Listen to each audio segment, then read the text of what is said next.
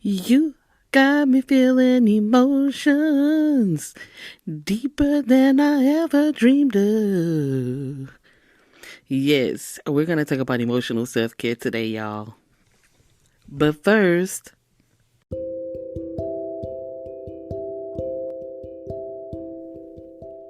welcome to Mind Body Balance, the podcast dedicated to empowering you on your journey to self care and well being. I'm your host, Valerie, and together we'll explore the transformative world of self care, delving into practices that nurture your mind, body, and spirit. In each episode, we'll embark on a mindful exploration of various self care techniques, from simply daily rituals to profound life changing practices. Join me as I share insights, tips, and personal stories to inspire you to prioritize your own well being. This podcast is your sanctuary for self-discovery, where we'll discuss mindfulness, mental health, journaling, and everything in between. Whether you're a seasoned self-care enthusiast or just starting your journey, Mind Body Balance is here to support you in creating a life filled with balance, joy, and self-love. So let's embark on this transformative adventure together. Get ready to prioritize yourself one mindful moment at a time. Welcome to Mind Body Balance, where self-care meets inspiration.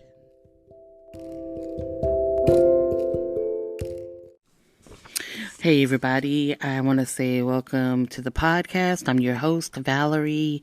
If you're new, come in, get comfortable. I appreciate you giving me the chance to, borrow your ear for a couple of minutes. If you're a returning listener, I want to say thank you. You guys made last year a phenomenal year for me. Happy New Year. This is 2024. So, emotional self-care, the art of becoming aware of and identifying what you are feeling and allowing yourself to channel these feelings in a way that benefits your overall well-being. This is going to be different from mental self-care. So what we're doing when it comes to emotional self-care is it's just maintaining or developing a routine where you are managing your moods, your feelings, your thoughts, and your actions in a positive and proper way, right? Benefits. When you and your emotional well-being is where it needs to be, you can manage your emotions better, which can affect quite a few environments, including the workplace. Improve connections with the people that surround you, family, friends, strangers, people that you meet out in the public, and improves your physical health. A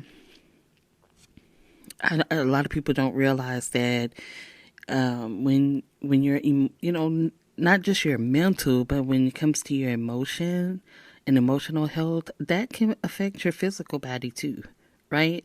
Because all of those parts of your body are synonymous. They all work together. So if one is not working, the other one is not going to be working well. There's a few ways that you can practice emotional self-care. You want to know your emotions. You want to be able to realize, hey, you know what? This is not, I am not feeling the best, and it's starting to affect the other people around me. Maintain healthy boundaries. Who you allow into your personal space can absolutely affect your emotional well-being. Cultivate your own well-being on every level. Not just emotional, mental, physically, spiritually. Create a healthy support system. You want people around you that's going to build you up, not pull you down. Create an emotional, psychological toolbox. And this is the first time I've ever heard of this, right? A psychological toolbox is a set of activities and resources that support your mental health. And in a little while, I'll go over some tips on how you can build your psychological toolbox. But yeah, whenever I come to you guys, I like to have some type of research. You know, I'm not one to just blow smoke up your ass, right? But that was my first time hearing about a psychological toolbox.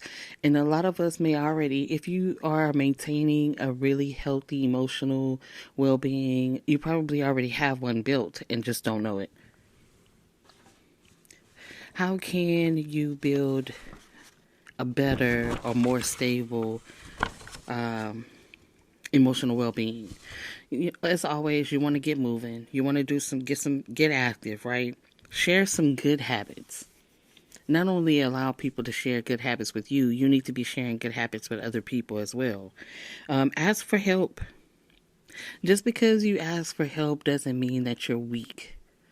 Asking for help a lot of times can improve and increase your knowledge. That's how I look at it.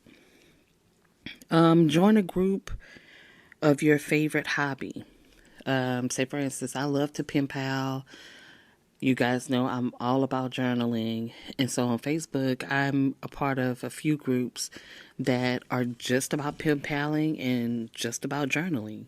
And, because you're just not gonna, everybody that's in your circle is not gonna like the exact same thing that you like, right? Take a class and learn something new.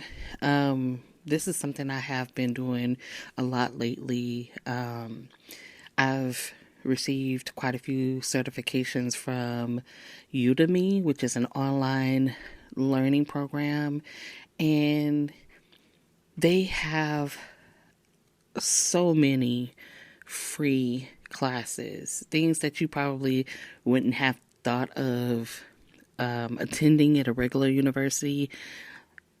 And it doesn't take long either, but it's just gaining that knowledge and learning something new. It's, I really enjoy it. There's also a few others that online classes or online programs that offer free classes. Some of them will give you like a 7-day free trial, but for Udemy, now the only thing is whenever you do the free courses, you don't get certifications for those. The certifications come for the ones that you actually pay for, but I've come across classes that are as low as $14.99. So yeah, take a class and learn something new. So let's talk about things that can tell you whether or not you have or signs of poor emotional health.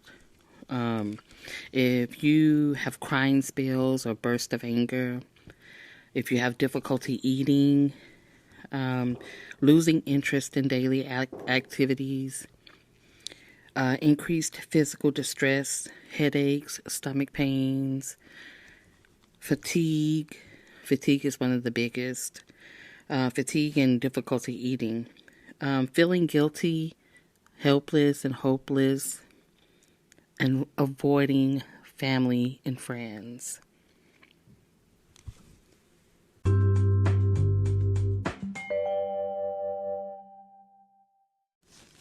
You've got me feeling emotions, baby, higher than the heavens above. I bet y'all can't tell me who sings that song, right? If you can, leave it in the comments. So let's talk about signs that you have good emotional well-being, right? So you're going to have the ability to talk with someone about your emotional concerns and share your feelings with others without feeling embarrassed, or guilty or shameful. You'll be able to say no without feeling guilty. You will have a feeling of contentment. You won't have a hard time relaxing. That I had not thought about. And then you'll know or you'll feel that you have a good support system. So let's talk about